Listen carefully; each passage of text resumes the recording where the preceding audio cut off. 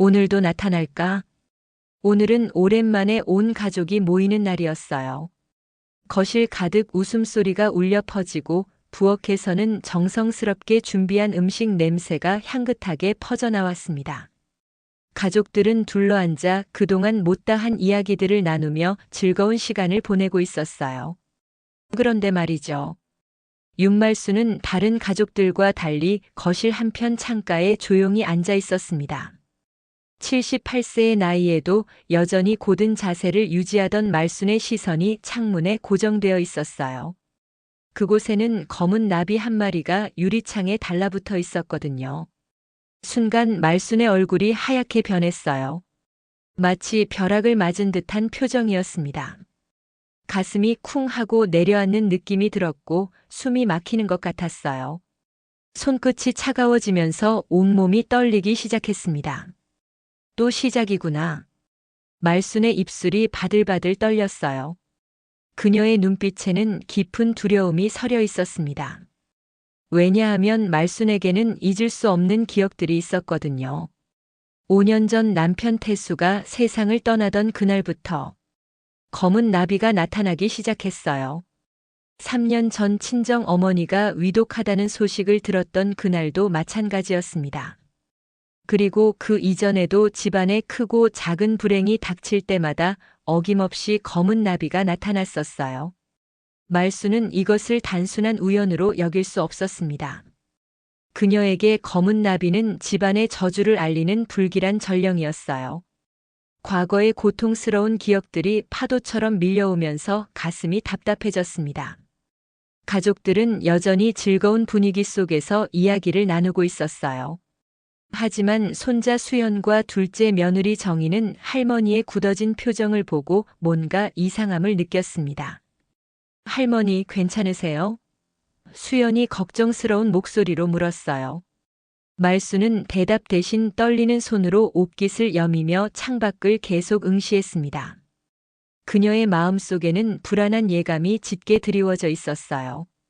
과거의 경험상 검은 나비가 나타나면 반드시 무슨 일이 일어났거든요. 정희도 시어머니의 이상한 반응을 눈치챘어요. 어머니, 무슨 일이세요? 하지만 말수는 고개만 저을 뿐 말을 하지 않았습니다. 시간이 흐르면서 가족 모임은 계속되었지만 말순의 불안은 점점 커져만 갔어요. 그녀는 마치 폭풍 전야의 고요함을 느끼는 것 같았습니다. 검은 나비는 여전히 창문에 붙어 있었고 간헐적으로 날개를 펄럭이며 마치 무언가를 경고하는 듯 했어요. 밤이 깊어갈수록 말순의 마음은 더욱 무거워졌습니다. 다른 가족들은 여전히 웃고 떠들고 있었지만 그녀만은 혼자서 불길한 예감과 싸우고 있었어요. 손바닥에는 식은땀이 맺혔고 심장은 빠르게 뛰었습니다. 그리고 그날 밤 늦은 시간, 전화벨이 급하게 울렸어요. 가족들의 웃음소리가 순식간에 멈췄습니다. 전화를 받은 기태의 얼굴이 창백해지더니 수화기를 든 손이 떨리기 시작했어요. 큰 누나가 교통사고를 당했대요. 순간 거실은 정막에 휩싸였습니다. 모든 가족들이 충격에 빠져 말을 잃었어요. 하지만 말순만은 이미 예상한 듯 천천히 눈을 감으며 한마디를 중얼거렸습니다. 역시 나비는 불행을 데려오는구나. 그녀의 목소리는 체념과 절망으로 가득했어요. 오랜 세월 겪어온 경험이 다시 한번 맞아떨어진 것이었습니다. 수연과 정희는 급히 할머니 곁으로 다가가 위로했어요. 할머니, 그냥 우연의 일치예요. 나비와는 상관없어요. 하지만 말수는 고개를 저었습니다. 그녀에게는 이것이 단순한 우연이 아니라는 확신이 있었거든요. 그날 밤부터 집안에는 묘한 긴장감이 흐르기 시작했어요. 가족들은 큰 며느리의 사고 때문에 슬픔에 잠겼지만 동시에 말순이 말한 검은 나비의 저주에 대해서도 은연중에 생각하게 되었습니다. 설마 하는 마음과 함께 말이죠. 몇 달이 지나고 다시 가족의 생일잔치가 열렸어요. 집안은 다시 한번 축하의 분위기로 가득했습니다. 예쁘게 장식된 케이크와 함께 가족들의 웃음소리가 울려 퍼졌어요. 지난번 큰 며느리의 사고는 다행히 큰 부상 없이 회복되어서 모두들 안도의 숨을 쉬고 있었습니다. 그런데 문득 누군가가 열어놓은 창문으로 검은 나비 한 마리가 슬그머니 날아들어왔어요. 나비는 마치 이 집을 잘 아는 듯 자연스럽게 거실 안으로 들어와 벽에 앉았습니다. 말수는 그 순간을 놓치지 않았어요. 손에 쥐고 있던 숟가락이 덜컥하고 바닥에 떨어졌습니다. 온몸에 소름이 돋으면서 등골이 서늘해졌어요. 얼굴은 순식간에 창백해졌고 입술이 파르르 떨렸습니다. 또 왔다.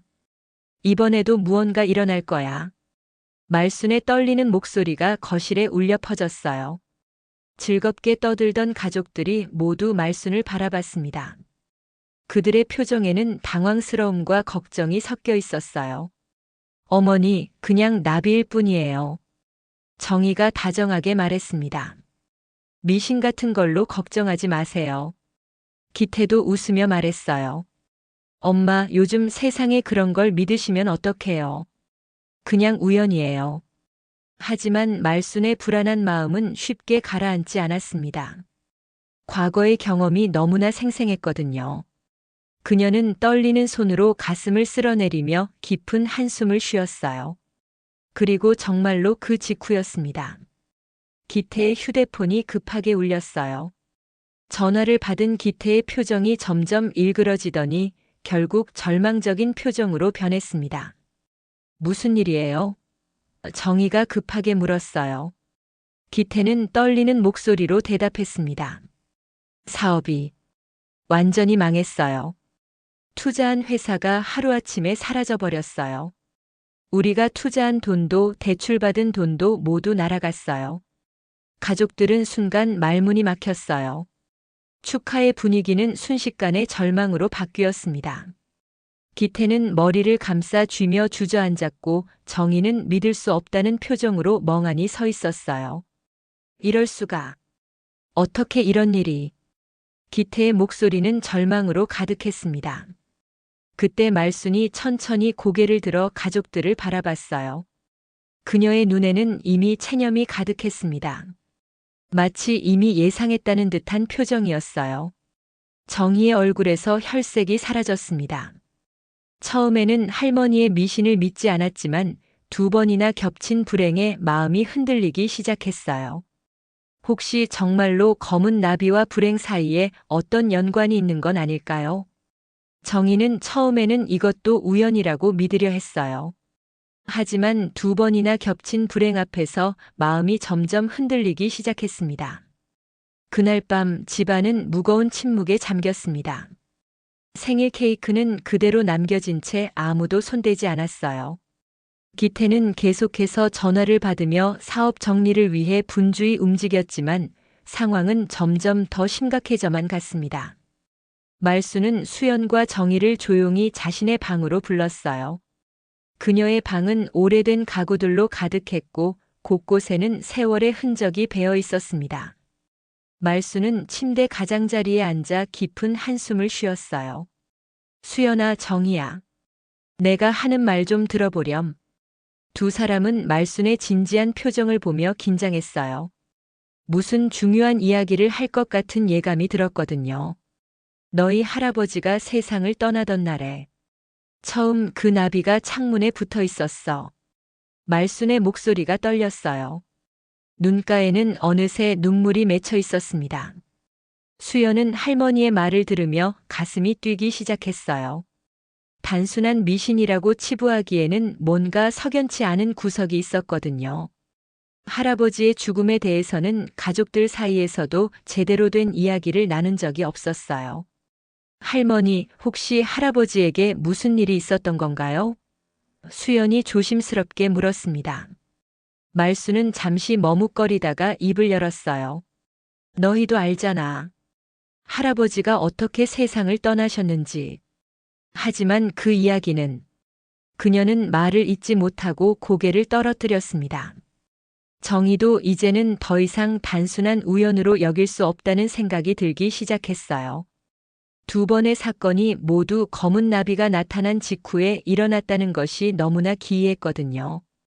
그날 밤부터 수연의 마음속에는 호기심과 궁금증이 자리 잡았어요.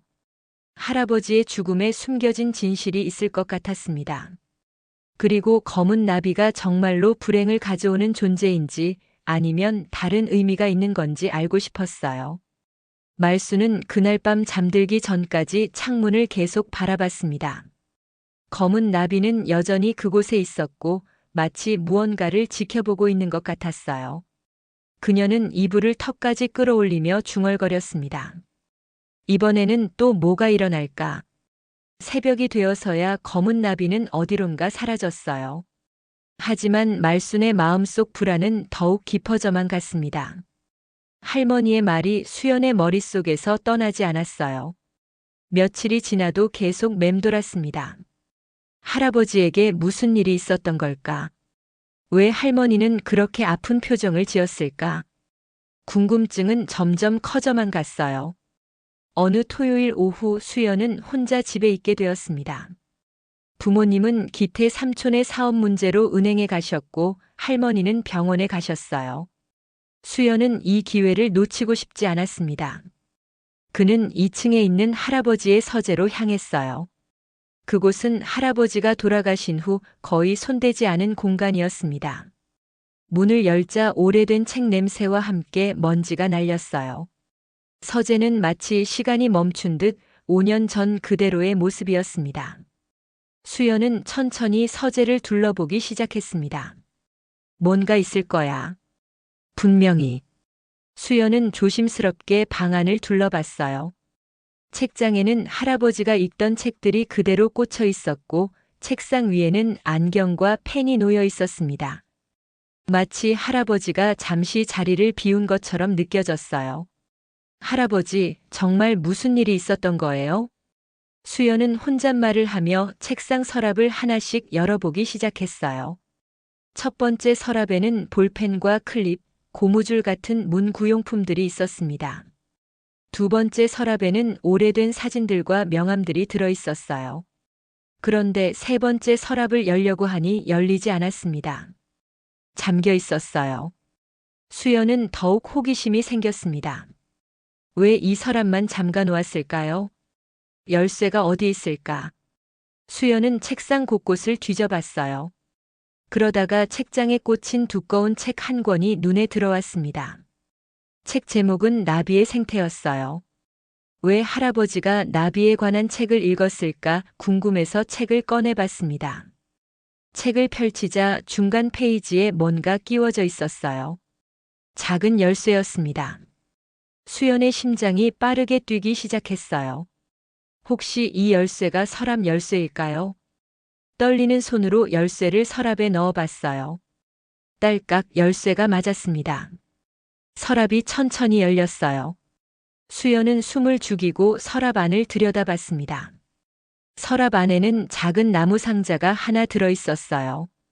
상자를 꺼내 열어보니 그 안에는 오래된 편지 한 통과 함께 나비 문양이 새겨진 펜던트가 들어 있었습니다. 편지를 펼쳐 읽는 순간 수연의 눈이 커졌어요. 할아버지의 글씨로 쓰인 편지였습니다. 나는 결코 그 돈을 훔치지 않았다. 내가 죽더라도 언젠가 진실은 밝혀질 것이다.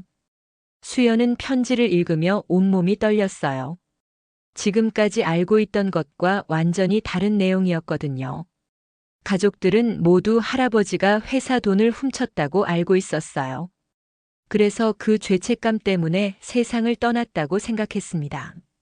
할아버지가 억울하게 죽으신 거였어? 수연의 목소리가 떨렸어요. 편지를 다시 한번 천천히 읽어봤습니다. 수연은 가슴이 두근거렸어요. 마치 할아버지가 자신에게 직접 말을 거는 것 같았습니다. 펜던트를 손에 쥐니 묵직하면서도 따뜻한 느낌이 들었어요.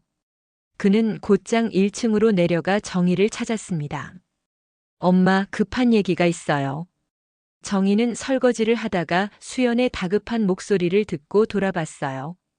왜 그래? 무슨 일이야?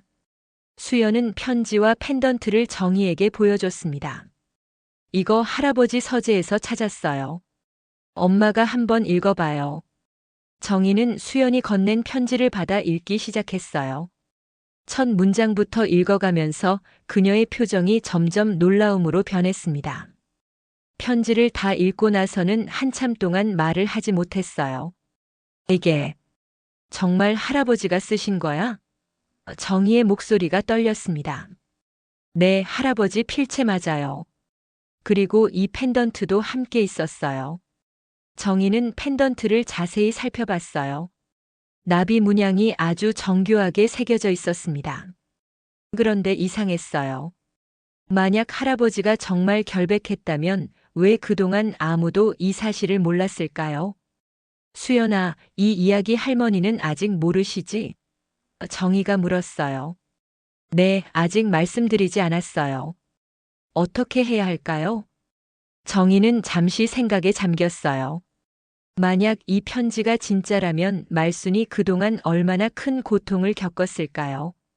남편을 도둑으로 여기며 살아온 죄책감이 얼마나 컸을까요? 일단 우리끼리 더 자세히 알아보자. 그리고 확실한 증거를 찾은 다음에 할머니께 말씀드리는 게 좋겠어. 수연도 고개를 끄덕였어요. 일단 당시 상황을 자세히 알아봐야겠어요. 수연이 말했습니다. 정희도 동의했어요. 두 사람은 그날 밤 늦게까지 할아버지가 남긴 다른 자료들을 뒤졌습니다. 조금씩 진실의 조각들이 모습을 드러내기 시작했어요. 그런데 이상한 건 이 발견을 하고 나니 검은 나비에 대한 생각이 완전히 바뀌었다는 것이었어요. 혹시 검은 나비는 불행을 가져오는 게 아니라 숨겨진 진실을 알리려는 신호가 아닐까요? 그날 밤 수연은 펜던트를 손에 쥐고 잠들었어요. 꿈속에서 할아버지를 만났습니다. 할아버지는 아무 말 없이 미소를 지으며 수연의 머리를 쓰다듬어 주었어요. 그리고 검은 나비 한 마리가 할아버지 어깨에 앉아 있었습니다. 5년 전으로 시간을 돌려보면 태수에게 무슨 일이 일어났는지 알 수 있어요. 그때 태수는 대기업 건설회사에서 격리부장으로 일하고 있었습니다. 성실하고 정직한 사람으로 동료들 사이에서도 신뢰받는 직장인이었어요. 그런데 어느 날 갑자기 회사에서 거액의 공금이 사라졌다는 사실이 발각되었습니다. 무려 300억 원이라는 큰 돈이었어요. 회사는 발칵 뒤집혔고 경찰 수사가 시작되었습니다. 태수 씨가 회사 돈을 훔쳤다고요? 수사 과정에서 모든 증거는 태수를 가리키고 있었어요. 그의 계좌로 돈이 이체되었고 회사 경비원은 태수가 가방을 들고 나가는 것을 봤다고 증언했습니다. 결정적으로 CCTV에는 그날 밤 태수가 회사에 혼자 남아있던 모습이 찍혀 있었어요. 태수는 결백을 주장했지만 아무도 믿어주지 않았습니다. 저는 그 돈을 만진 적도 없습니다. 누군가 저에게 누명을 씌운 것입니다. 하지만 증거는 너무나 확실해 보였어요. 언론도 이 사건을 대대적으로 보도했습니다. 성실한 가장의 두 얼굴, 30년 직장 생활 마지막에 터진 횡령 사건 같은 제목으로 연일 기사가 나왔어요. 태수의 얼굴 사진이 신문과 뉴스에 도배되었습니다. 가족들은 하루아침에 세상의 손가락질을 받게 되었어요. 기태는 회사에서 눈치를 받기 시작했고 정희는 동네에서 수군거리는 시선들을 견뎌야 했습니다. 수연도 학교에서 친구들이 이상한 눈으로 바라보는 것을 느꼈어요. 가장 힘들어한 사람은 말순이었습니다.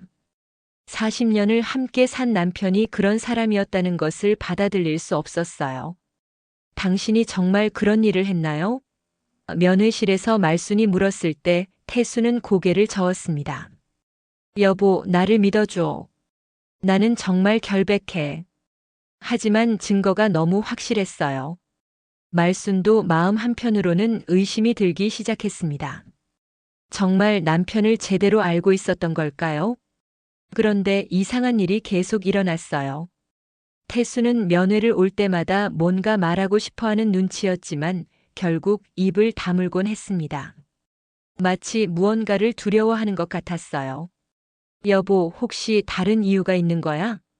말순이 물었을 때 태수는 잠시 망설이다가 대답했습니다. 그냥 가족들이 안전했으면 좋겠어. 더 이상 이 일로 고생하지 마. 그의 말에는 뭔가 숨겨진 의미가 있는 것 같았어요. 하지만 태수는 더 이상 자세한 이야기를 하지 않았습니다.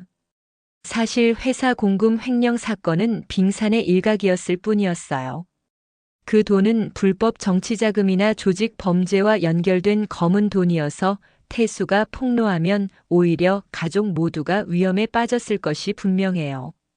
가족들도 그들의 표적이 되어 생명까지 위험받을 거예요. 재판이 시작되었을 때 태수는 자신의 결백을 끝까지 주장했어요. 하지만 증거들이 너무 확실했습니다. 특히 경비원 오태봉의 증언이 결정타였어요. 그는 법정에서 단호하게 말했습니다. 제가 분명히 봤습니다. 강태수 부장이 그날 밤 가방을 들고 회사를 나가는 것을 말이에요. 태수가 결백했다면 오태봉은 어째서 이런 진술을 했던 걸까요? 결국 태수는 유죄 판결을 받았어요. 그리고 판결이 나온 지 일주일 후 구치소에서 갑작스럽게 세상을 떠났습니다. 공식적으로는 심장마비였지만 가족들은 억울함과 절망 때문이라고 생각했어요. 하지만 지금 수연이 발견한 편지를 보면 이야기가 달라집니다. 편지에는 이런 내용이 더 적혀 있었어요. 장서구가 실제 범인이다. 하지만 나는 싸울 수 없다. 그들의 배후에는 더 큰 권력이 있고 내가 진실을 말하면 가족들이 위험해진다. 나는 가족을 지키기 위해 침묵을 선택한다. 수연은 편지를 읽으며 온몸이 떨렸어요. 할아버지는 진범을 알고 있었지만 가족을 지키기 위해 희생을 선택한 것이었습니다. 얼마나 고통스러웠을까요? 억울함을 홀로 삼키며 세상을 떠나야 했던 할아버지의 마음이 어땠을까요? 자신의 목숨보다 소중했던 가족의 안전, 이제야 태수가 왜 끝까지 침묵했는지 이해할 수 있었어요. 그는 자신의 명예보다 가족의 안전을 택한 것이었습니다. 진실을 말하면 가족 모두가 위험에 빠질 것을 알고 있었거든요. 수연은 펜던트를 손에 쥐고 눈물을 흘렸어요. 할아버지의 사랑이 얼마나 깊었는지 느낄 수 있었습니다. 그리고 이제 검은 나비의 의미도 달리 보였어요. 그것은 불행의 전령이 아니라 할아버지가 남긴 억울함의 신호였을지도 모릅니다.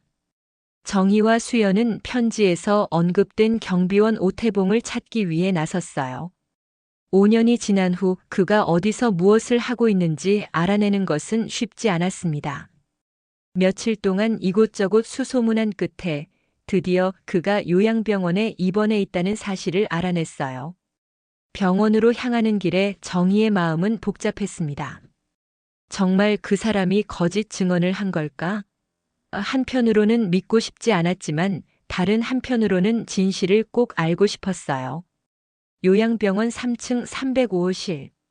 문을 두드리자 약한 목소리가 들려왔습니다. 들어오세요. 방 안에는 70대로 보이는 남자가 침대에 누워 있었어요. 병색이 완연한 얼굴이었지만 수연과 정희를 보는 눈빛에는 여전히 생기가 있었습니다. 혹시 오태봉 어르신이신가요? 정희가 조심스럽게 물었어요. 네, 맞습니다. 그런데 누구시죠? 오태봉은 의아한 표정을 지었습니다. 저희는 태수 아버님의 가족입니다. 수연이 말하자 오태봉의 얼굴이 순간 굳어졌어요. 그의 눈에는 놀라움과 함께 깊은 죄책감이 스쳤습니다. 태수 씨의 가족이라고요? 오태봉의 목소리가 떨렸어요. 정희는 가방에서 편지와 펜던트를 꺼냈습니다. 이걸 좀 봐주세요. 아버님이 남기신 편지예요. 오태봉은 떨리는 손으로 편지를 받아 읽기 시작했어요. 첫 줄을 읽는 순간부터 그의 눈에서 눈물이 흘러내렸습니다. 편지를 다 읽고 나서는 한참 동안 말을 하지 못했어요. 어르신, 5년 전 그날. 정말로 보신 게 맞나요? 수연이 간절한 목소리로 물었어요. 오태봉은 흐릿한 눈빛으로 천장을 바라봤습니다. 그리고 잠시 후 고개를 돌려 수연과 정희를 바라봤어요. 그의 눈에는 오랫동안 숨겨온 비밀의 무게가 담겨 있었습니다. 사실은 오태봉의 목소리가 떨렸어요. 그날 밤 가방을 들고 나간 사람은 태수 씨가 아니었습니다. 정희와 수연은 숨을 죽이고 그의 말을 들었어요. 장서구였어요. 장서구가 큰 가방을 들고 급하게 회사를 나가는 것을 봤습니다. 그런데 오태봉은 말을 잇지 못하고 고개를 떨어뜨렸어요. 그런데 왜 거짓 증언을 하신 거예요? 수연의 목소리에는 분노가 섞여 있었습니다. 오태봉은 눈물을 흘리며 대답했어요. 장서구가 저를 협박했어요. 가족들을 해치겠다고요. 그리고 돈도 줬습니다. 저는 겁이 났어요. 가난했거든요. 정희는 주먹을 꽉 쥐었어요. 분노가 치밀어 올랐습니다. 그럼 저희 아버님은 완전히 결백하신 거였네요. 네. 태수 씨는 아무 잘못이 없었어요. 오히려 장서구의 행동을 수상하게 여기고 있었거든요. 그래서 장서구가 먼저 선수를 친 거예요. 오태봉은 떨리는 목소리로 계속 말했어요. 장서구는 저에게 이렇게 말했어요. 태수가 계속 캐면 우리 모두 위험해진다. 내가 증언만 해주면 모든 게 끝난다. 저는 무서웠어요. 그래서 거짓말을 했습니다. 수연은 주먹을 쥐고 있는 손이 바들바들 떨렸어요. 할아버지가 얼마나 억울했을지 상상만 해도 가슴이 미어졌습니다. 그런데 왜 지금까지 말씀 안 하셨어요? 정희가 물었어요. 무서웠어요. 그리고 너무 부끄러웠습니다. 죄 없는 사람을 죄인으로 만든 제가 너무 미웠어요. 밤마다 태수 씨 얼굴이 떠올라서 잠을 못 잤습니다. 오태봉의 고백을 듣고 있던 그때였어요. 창문을 통해 검은 나비 한 마리가 슬그머니 날아들어왔습니다. 나비는 조용히 병실 안을 한 바퀴 돌더니 오태봉의 침대 머리맡에 앉았어요. 세 사람 모두 숨을 죽이고 그 광경을 바라봤습니다. 이상하게도 이번에는 검은 나비가 무섭지 않았어요. 오히려 태수의 영혼이 진실을 듣고 있는 것 같은 느낌이었습니다. 죽기 전에 죄를 씻고 싶어요. 오태봉이 울먹이며 말했어요. 제발 태수 씨의 결백을 세상에 알려주세요.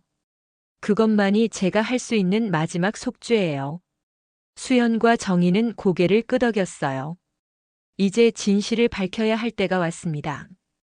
오태봉의 고백을 들은 후 정희와 수연은 본격적으로 장서구를 추적하기 시작했어요.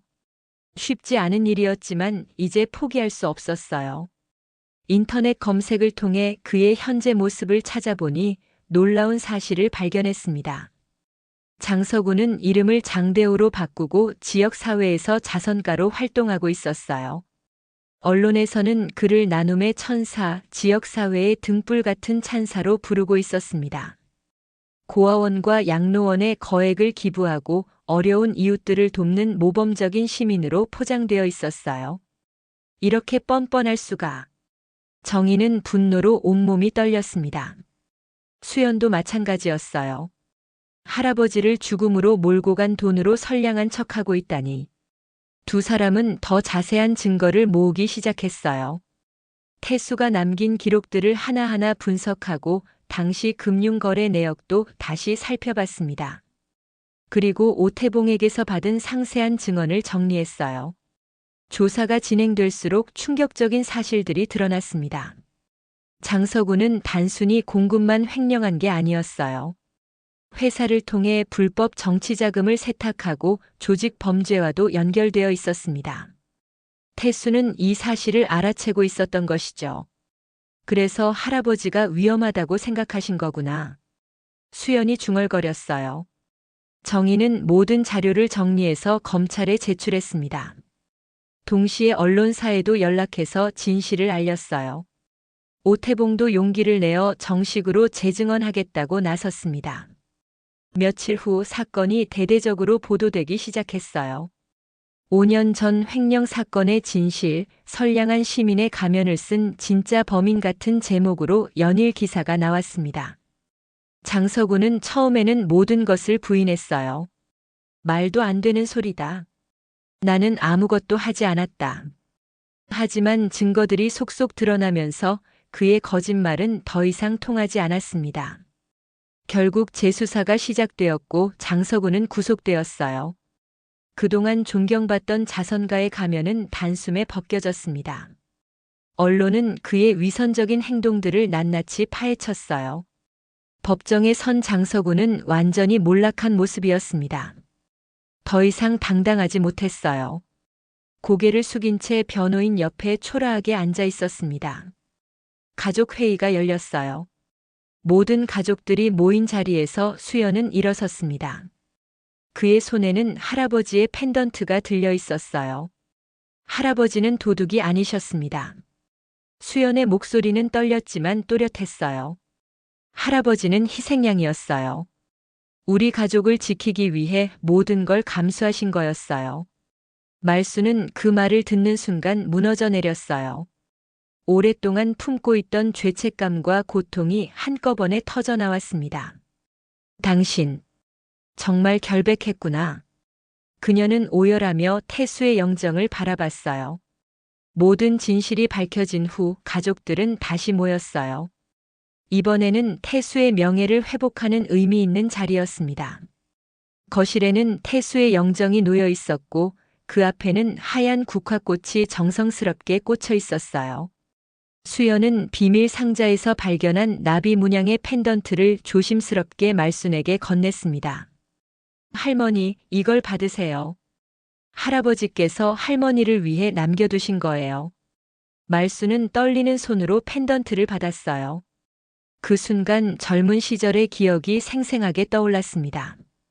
태수와 처음 만나 사랑을 약속했던 그날, 서로에게 나비 펜던트를 선물했던 그 순간 말이에요. 이게 여기 있었구나. 말순의 눈에서 눈물이 왈칵 쏟아졌어요.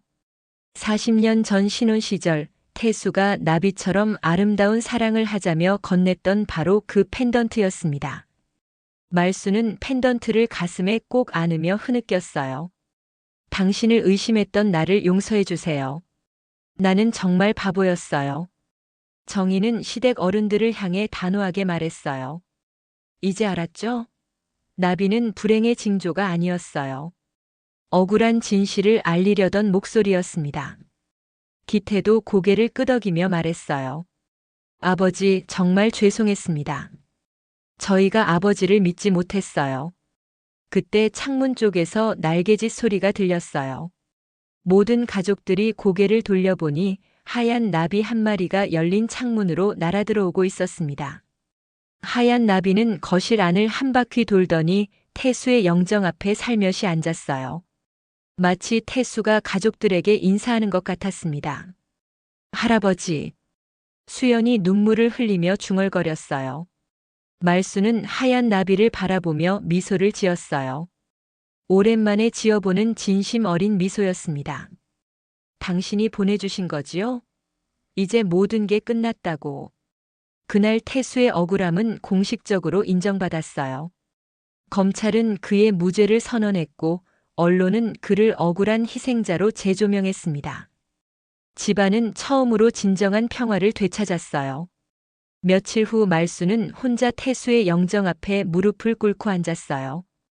그녀의 손에는 나비 펜던트가 들려 있었습니다. 당신, 정말 고생 많았어요. 말순의 목소리는 떨렸어요. 당신을 지켜주지 못해서 미안해요. 의심해서 미안해요. 오랫동안 가슴속에 묻어둔 죄책감과 회한이 터져 나왔습니다. 5년 동안 남편을 도둑으로 여기며 살아온 자신이 너무 미웠어요. 나는 당신 옆에서 40년을 살았으면서도 당신을 제대로 믿어주지 못했어요. 그때 창문 쪽에서 부드러운 날개짓 소리가 들렸어요. 고개를 들어보니 하얀 나비 한 마리가 창문 가까이 날아와 있었습니다. 검은 나비가 불행과 진실의 상징이었다면 이제 하얀 나비는 용서와 희망의 상징처럼 다가왔어요. 하얀 나비는 조용히 날개를 펴고 햇살 속에서 반짝였습니다. 그리고 한참을 머물다가 빛을 발하는 듯한 모습으로 하늘을 향해 날아갔어요. 말수는 그 모습을 바라보며 처음으로 마음의 평화를 느꼈습니다. 시간이 흘러 다시 온 가족이 모인 저녁 식탁이었어요. 이번에는 정말로 따뜻하고 평화로운 분위기였습니다. 더 이상 검은 나비도 예상치 못한 재앙도 찾아오지 않았어요. 수연은 따뜻한 눈빛으로 가족들을 바라보며 말했어요. 이제 우리 집안의 상징은 나비가 아니라 희망이에요. 말수는 눈물을 닦으며 웃었어요. 정말 오랜만에 지어보는 행복한 웃음이었습니다. 그래, 이제 정말 새로운 시작이구나. 정희도 가족들을 바라보며 속삭였어요. 진실은 결국 우리를 살렸어요. 늦었지만 할아버지의 억울함이 풀렸어요. 기태는 아버지의 영정에 고개를 숙였어요. 아버지, 이제 편히 쉬세요. 저희가 아버지의 명예를 지켜드릴게요. 마지막 장면이었어요. 창문 너머로 다시 하얀 나비가 나타나 집 안으로 들어왔습니다. 나비는 고요히 거실을 날아다니며 가족들을 축복하는 것 같았어요. 그 모습은 저주에서 벗어나 진정한 화해와 새 출발을 맞은 가족의 새로운 여정을 축복하는 듯 했습니다. 검은 나비는 더 이상 두려움의 대상이 아니었어요. 그것은 진실을 지키려는 태수의 마지막 메시지였고, 이제 그 메시지가 전달된 후 하얀 나비로 변의 평화를 가져다 주었습니다. 말수는 창문을 바라보며 마지막으로 속삭였어요. 당신 고마워요. 끝까지 우리 가족을 지켜줘서. 그리고 하얀 나비는 석양빛을 받으며 하늘 높이 날아올라갔습니다. 가족들의 새로운 시작을 축복하며 말이에요. 이 이야기는 여기서 마치겠습니다. 좋아요와 구독은 제가 영상을 만드는데 큰 힘이 됩니다. 감사합니다.